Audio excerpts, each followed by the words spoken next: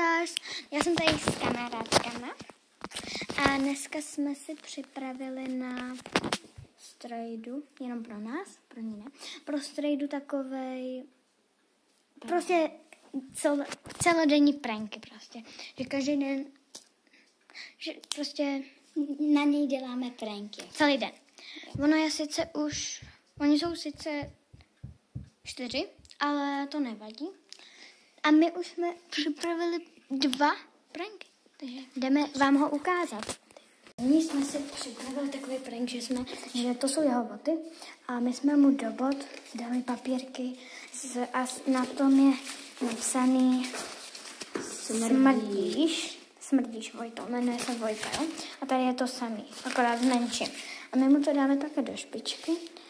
A ne, nesmí to být. A takhle, jak to měl předtím. Takže, takhle to měl, myslím. Jo, takhle. Takže my vám jdeme ukázat další prank. Jako druhý jsme si připravili pro něj tohle jeho kartáček a dali jsme mu tam ten krém. Jo, vůbec nevím. A je to na pusu. Takže tady to máš, Vojto, to je pro tebe, protože si to nehraješ. A nejdeme vám ukázat, ale další prank. Další prank je takový, že já jsem si na YouTube vyhledám, až bude sedět, tak já si na YouTube vyhledám zvuky holení strojkem.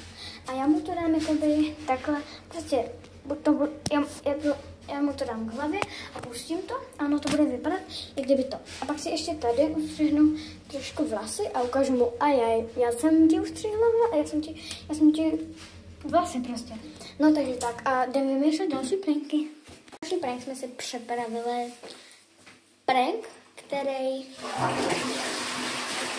vrká na záchodě. Prostě jako další prank jsme si připravili, že budeme mu vyměňovat pokoj. To znamená, že tam, kde budeme polštář, dáme na druhou stranu a deku a tak. Organizujeme mu jeho organizaci. No, prostě tak.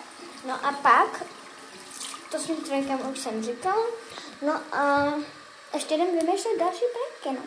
Takže jako a ještě mu chci schovat, ještě mu chci jakoby změnit tapetu, nějakou vtipnou tapetu na počítači a pokud budeme vědět jeho heslo na telefonu, tak i na telefonu. A bude part 2 za chvilku, jo? Slay!